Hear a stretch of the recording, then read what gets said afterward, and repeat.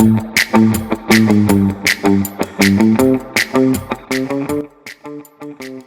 to the NEREJ NYREJ Podcast. I'm your host, Rick Kaplan. My guest today is Edd Hamzanlui, and he is with MassCan Capital. Good morning, Ed. How are you? Good morning, Rick. Thanks for having me. I appreciate it. I'm doing well. Thank you. One of the last few weeks of summer, a very short summer here in New England. So we are trying to enjoy that. Oh, yeah. Well, everyone has to enjoy the summer because then we go into the winter and then everyone's miserable. I So, have to tell you, I cannot wait for fall. That is my autumn. That is my favorite season in New England. I really love it, and it is long. So as short as summer is, on the other side, you have a very nice 3, 4 months of fall. So I don't complain. so obviously you don't live around a lot of trees. I don't. Oh, so because then you don't, once you start raking your yard every three or 4 days, then you don't like fall anymore.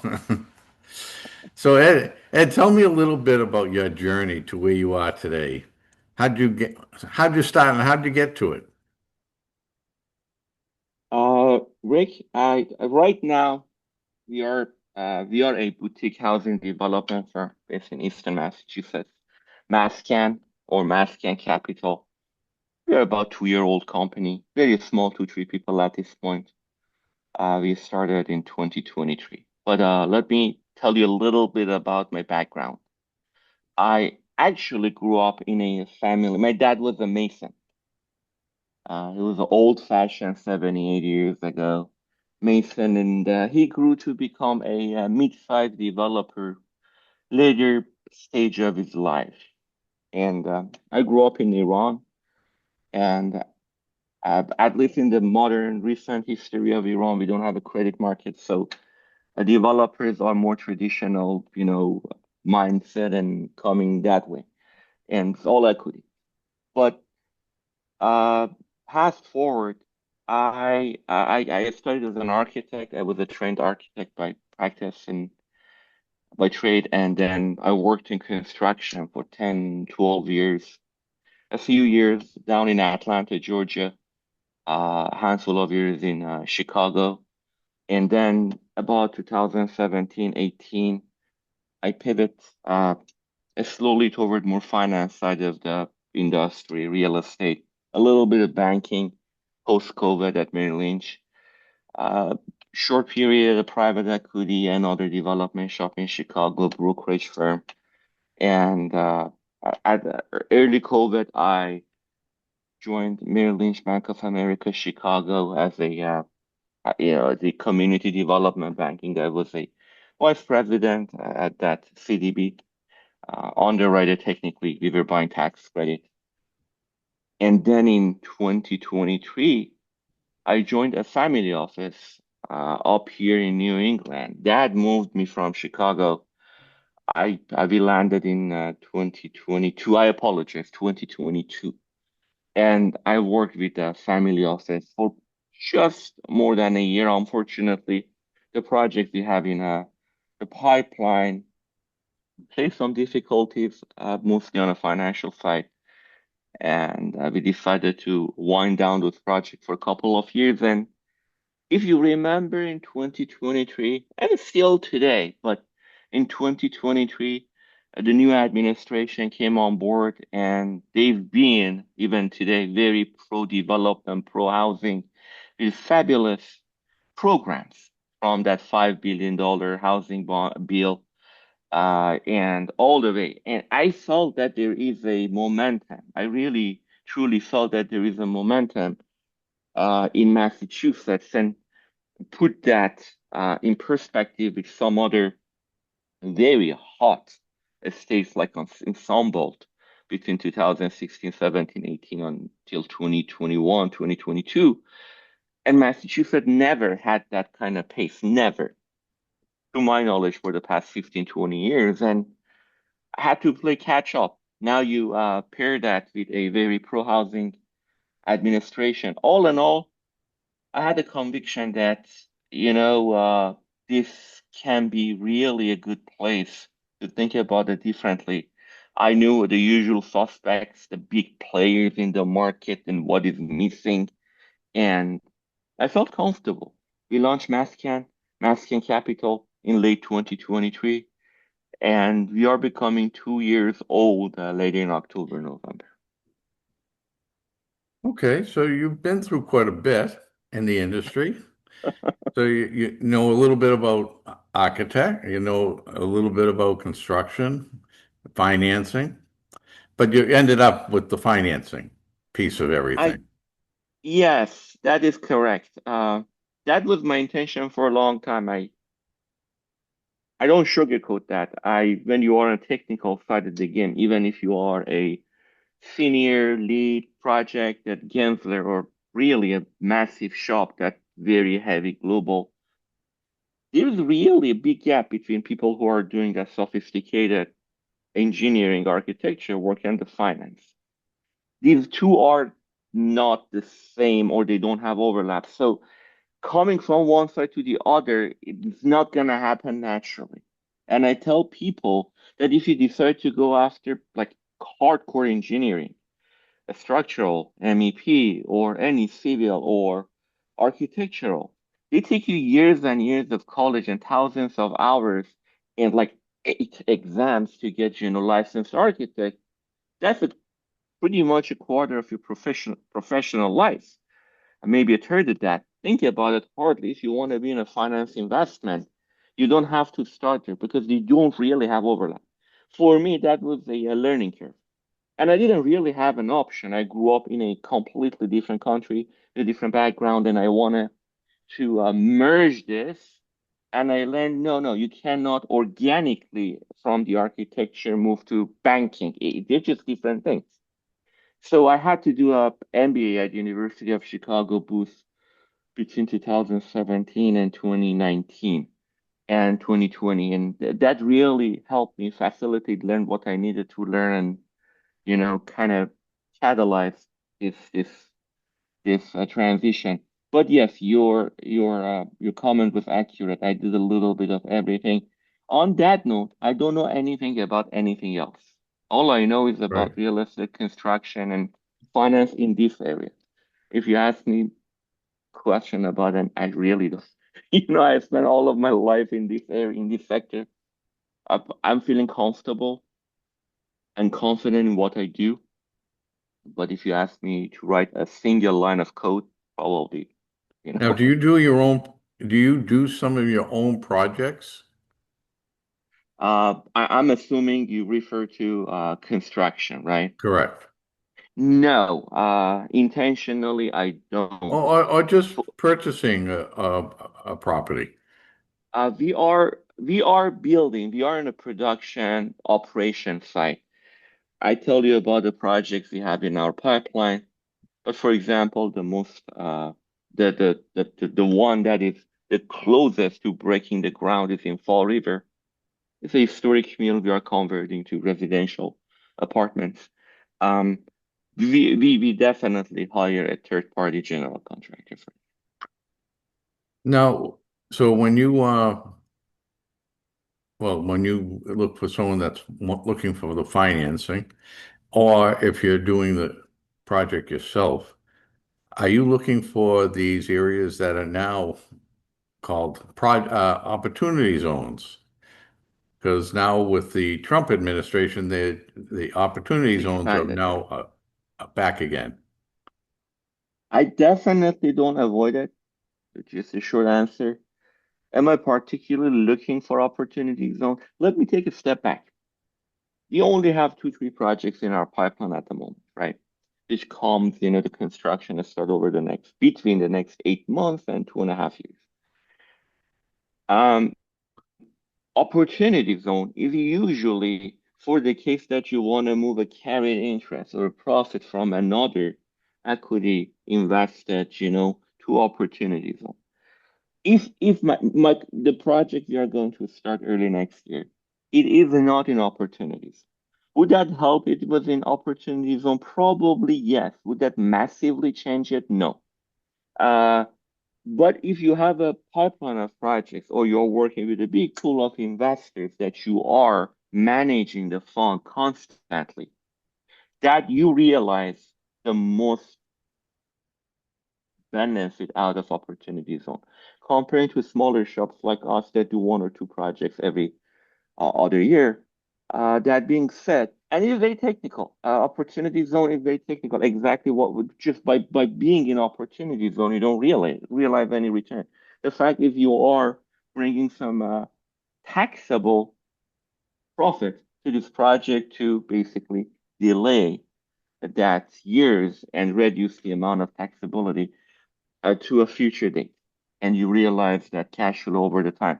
Uh, that's how real it is. But just building, ground up without any of these, advantages, organically doesn't give you any, if there is no, it is not a tax credit or grant or permission to do anything like that. It's a combination between that and 1031, a DST kind of with opportunity zone. That was a very long answer to your question. If a project is located within opportunity zone, I would like it more, but so far it hasn't been a deal breaker. And I like the expanded, they made it permanent, at least to my knowledge, for the next 10, 15 years. That's a very good move. So do you supply capital to a developer that is looking to do projects in an opportunity zone? That's a very good question, Rick. I have to remove the capital from MassCan Capital. We are not brokering or offering money. In fact, we are raising and asking and borrowing money all the time. We are deploying capital. But I can't tell you what I thought at the time when I picked MassCan Capital. These days, when I fill out a form, I reach out to people, I say MassCan. I don't say MassCan Capital. But my thought process, when I picked the name MassCan was very interesting because in Farsi and Arabic, Maskan means housing. But at the same time, we're very Massachusetts, and we have mass development, mass housing. You call it mass this and mass that. Like, you know what? It meant to happen. So I took advantage of that. The addition of capital, I thought a little bit more longer term. I thought, you know what? Our goal is to become a Mascan group and have, few companies under its umbrella. And Mascan Capital is a more wholesome name for that type of moves in the long term. But nowadays, since it doesn't really add any value to my conversations, I tell people Mascan. So what type of clients are you trying to serve with your company? Um, there are two parts to the two-part answer to that. The first part is the end consumers, our tenants, in other words, right? Our strategy being from day one, and we pursue that actively, is middle income housing. Middle income is a little bit of a buzzword, and also not very well defined. A middle income in Wesley is very different from middle income in Florida. It's just as simple as that. And middle income is not like low income. In other words, not many, very well defined, established federal and state subsidies go to middle income. There are some smaller programs here and there, and they are not usually enough to bridge the gap. So you need to think outside the box if you want to go after that. What would that be? For us, we are not building high-end products, not for sale nor for rent. We are not. We are all not actively not pursuing light tech project either. If it comes along that we need to combine a light tech project with the market rate to make it work, we are definitely have the expertise to do that. But in a general strategy, we are looking to serve like 60, 70% of the population, the middle 60, 70 people who make enough to not be qualified for any subsidies, government incentive. They're healthy, they have a family, they make money, but also they are not making a lot to be able to go wherever. Working class people. And many people that I know, including myself, nurses, police force, teachers, you call them 70% of the population that they are always careful about the expenses. We design to that, and we try to think about deep about how we operate the property. If we can save a few dollars here and there, that adds up for the type of community we target. That was the first part to your question, the first part answer. That would be our tenants. The second part is yes, we are also serving investors, the people who invest with us. They give us money to work with it and return the money with some profit on top of that. So those are also, there is a trick here. If you are a big developer fund manager, it comes with a lot of advantages, Rick, but one of the disadvantages is if you manage like $500 million fund, which translates to $1.5–2 billion real estate, you're working with a very big box that is not easy to fit in any shelf. So you need to go after that size of the project to make that work. For us, the size is an advantage. If you are doing a smaller project, 80 units, 100 units, 120 units, we go as low as 30, 40 units. So the type of investor we are working with, they are not usually the institutional investors that cannot write a check less than 10 million. They're usually in a few $1 million check, raising that type of money. The advantage is, the advantage for our investor is we definitely uh, uh, deliver above what the market delivers. It is difficult for us to scale. We cannot have 8 of these projects at the same time, maybe 1 or 2 at a time. But we can offer, what more than by far, we can offer a premium to what the market offers. And frankly, the reason is just our projects are very niche. It is hard to scale. We cannot have 2,000 units like this, maybe a couple of hundred units at a time.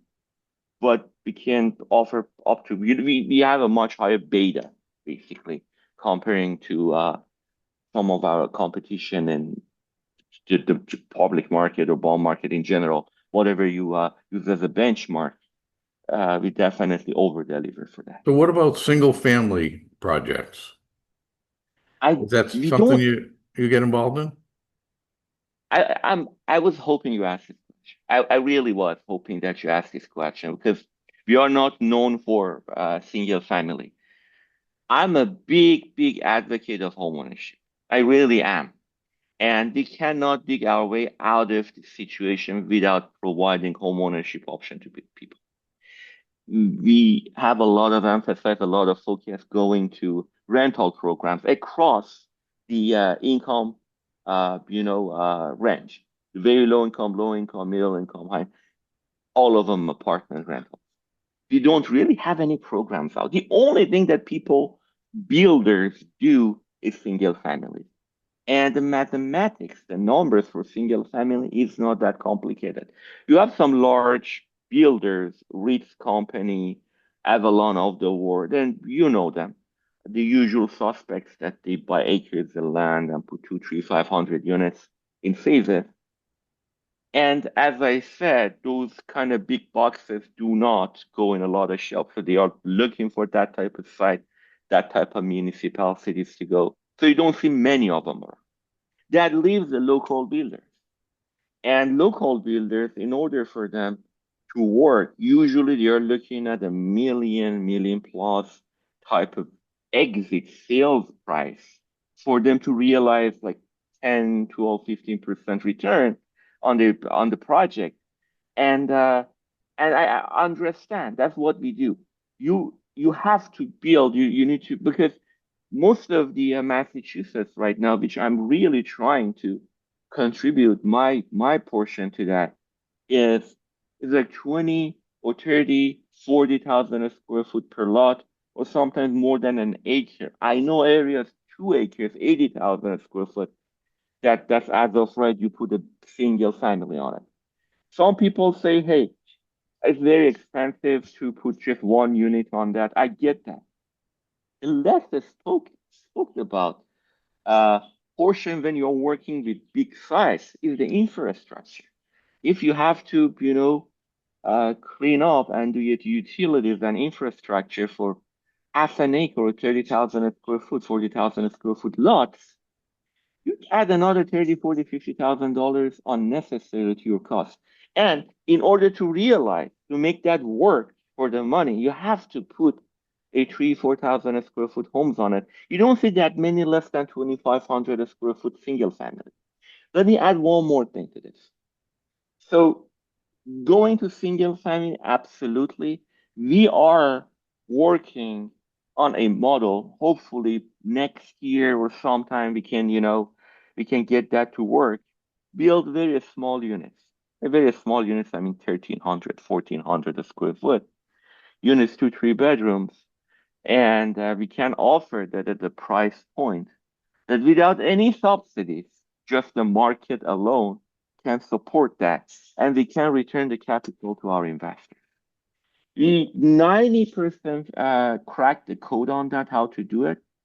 The biggest problem we have right now is for that type of products, we cannot find the site. We should not have started there. Always people, we go find the city that let us build that because almost anywhere in Massachusetts, nowhere in Massachusetts doesn't let you build.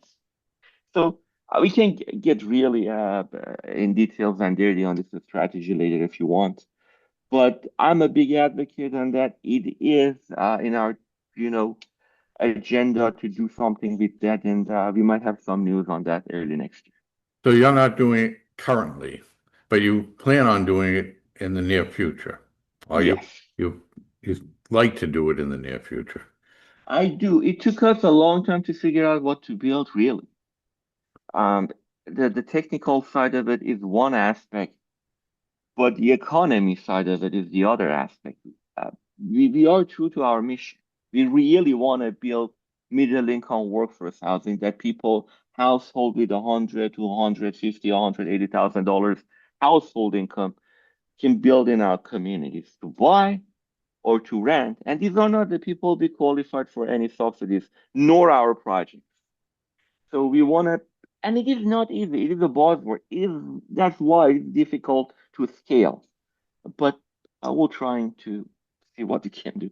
Well, in these gateway cities and some of these cities that have been depressed for quite a while, uh, we're finding that there's quite a bit of attention get going towards them because a lot of these developers that have been working on affordable housing or workforce housing, things like that, and we have now increased our rail system to go through a lot of those cities and towns that a lot of them are focusing on that. And there might be some great opportunities for a lot of them, big and small. 100%. That's what we do. If you go to our website or even my personal LinkedIn, I literally have the word gateway cities in Eastern Massachusetts. And the reason for that, I cannot be more bullish on gateway cities. I cannot. Some of them for good reasons, some of them for bad reasons. Let me start with good reasons. Uh, there has been a lot of investment and attention, as you mentioned, for the past few years to revive some of these cities. And luckily, the administration has very good successful cases, including Worcester, to showcase to people, see what we did. We just spent a little bit of money, but we catalyzed 10 or 20 times of that money we spent. And now we have literally a global city. Worcester is a very known place right now, but that was a policy. That was not a private market. The policymakers, politicians, catalyzed basically that. And that over the time, the next 5, 10, 15 years, it brought billions of dollars to market, capital market to Worcester. So they took that, they showcased that to us, and we personally take it to some of the less uh, some of the gateway cities that been got less attention, including Fall River and New Bedford, and a little bit of Attleboro, but that's a different case. And across 95 corridor. The other good news, really, for those a couple of cities on the south coast is the MBTA extension, as you mentioned, billions and dollars and 30 years of investment. This is real estate development 101. Follow infrastructure. And especially very difficult to build infrastructure, they make an impact.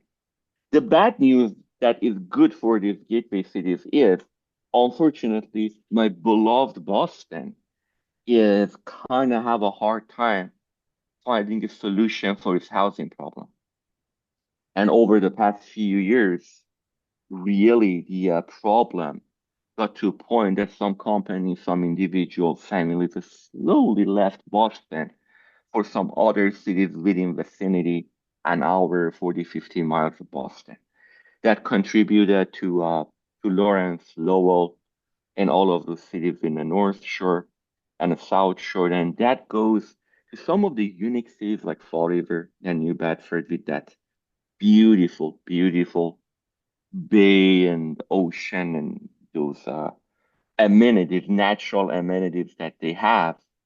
And so, for many good and bad reasons, these gateway cities really are taking 100% of our attention at MassCan. And, administration recognize that. They help us that the amount of funds and grants are not nearly enough to really build the cities, and they shouldn't be. Taxpayers should not pay. The whole reason for some of these programs is to catalyze. If you have 10, 15 projects that you believe have a future, if you can somehow help reach the cap on the first one or two, and you create an economy and commercial people, the market rate renters, people who have, money to spend and come into that neighborhood, all of a sudden you see over the next few years, the rest of the project would support themselves. Just the market can support them. That's what the politics do to these markets, and I really am happy to be part of this. Well, we're finding that a lot of projects cannot come to tuition if there's not a public and private involvement. Correct. Yeah, so I mean it's just too costly to build certain developments in certain areas unless you have that assistance. Correct. Correct. Let me let me peel this off a little bit, That's a correct statement that you have. However, we cannot subsidize our way out of housing problem in a capital market system. We should find a solution to catalyze the most efficient way and create that environment so market can support it. I truly believe in this. On that note, Worcester is a very good case. Worcester, if you find a piece of land in Worcester today, you don't really need a subsidy anymore. But 5, 10 years ago, that was not the case. But what they did, and in my view, that was really, really beautiful policy making example. They created these programs to spread some, incentives for some area of neighborhoods to be built, and after that, the market can support itself. I wanna be tough a little bit here, Rick. I come across a lot of colleagues, friends, and practitioners in the industry. They complain about it. There are certain things that are outside of our control. These are candidates for politicians who are running for office. They want to blame Federal Reserve. They want to blame construction costs, and completely they want to put the local policies in the back burner. But for me and people like me that actually are sitting in the front seat and doing this day to day, let's put that aside. That's not true. There are certain items that we can control, and certain items that we have no control over that. You have no control over Federal Reserve. And Federal Reserve alone itself doesn't have control much around interest. They are looking at the global market, inflation, dual mandate, you know better than me, unemployment, and they try to adjust to that. And even they adjust the short-term financing, they really don't have much control over 10-year treasury that really real estate is all about 10-year treasury. So definitely, you see these days Trump trying to push Jerome Powell to, reduce the rate and how that goes. Nevertheless, a local municipal in Massachusetts trying to say, "Oh, that's the risk." Come on. And at the same time that interest rates been high, we've had very hot market in some other regions of the country. So let's forget about that. Construction costs the same. We cannot really control much of that. But what we can control is about how we can react to those policies that create this environment that is in our control, that we really can create a little bit better, more attractive environment compared to some other markets to people build. That's what we can do. Let's just stop talking about the stuff that we have no control. We can't. You don't have control over construction. You don't have control over rates. And but we have control over what we can do in our own town, or our own planning board, what we allow to get built, our own infrastructure. Do we have water? Do we have sewer? These are the stuff we can do. And trust me, if we address them, construction costs or rates or whatever you call it, yes, they always be important, but you would see how the table turn on that. And going back to your earlier question, um, I'm sorry, I just spoke too long. I pause here again. That's okay. Hey, I forget everything, so don't worry about it. I love talking about this stuff, so I Yeah. confuse myself sometimes. But Ed, if someone's interested in finding out more on what you do and maybe finding out if it's a good match for their business, is there a website you have that they can Yes, go to? I'm very easy to find. We have a masscancapital.com website, or you can easily Google me. And I'm very active on LinkedIn. That is an adult social media, I call it professional social media. You can easily find me on LinkedIn. Reach out to me. Uh, Rick, I want to make one comment here. I don't know who listens to this podcast beside me. You know, they're professional or non-real estate people also listen to your podcast. But despite many headlines out there, I truly believe there are opportunities in Massachusetts for housing, particularly in homeownership programs. And I know I have the formula how to do it. If the smaller developers that are comfortable with 20, 30, 40, 50 units want to get into this, or they don't have that experience, but they have access to capital, or they want to be in the space, reach out to me. And that is the future of Massachusetts because we cannot really, we cannot ignore homeownership for too long. And there are solutions for that that we don't really need subsidies. We really don't. And just like how, and build for middle income without subsidies? Yes. The answer is yes. In Massachusetts. Right. Okay. How about giving us that website again? Absolutely. It is masscancapital.com, MASSCAN capital.com. And my name on LinkedIn is Ed with two D's, EDD Hamzanlui. My last name HAMZ as in zebra ANLUI. And I am really easy to find. On Google, you can just type my name, even if you type it wrong, because of my very unique last name and my first name Ed with two D's. Uh, even if you type it, spelling has some errors, you still Google correct that. Right. Now, I don't know if you have seen, we have a housing event coming up next week, August 20th Yes. in Chestnut Hill. Uh, that's a perfect opportunity for you to come to. because there's a lot of people that would probably be interested in what you just talked about, you know? So I would suggest it, and I suggest anyone listening come to the event August 20th on housing. And it's a Northeast housing. So we're going to have people from different sectors of the New England area, mainly.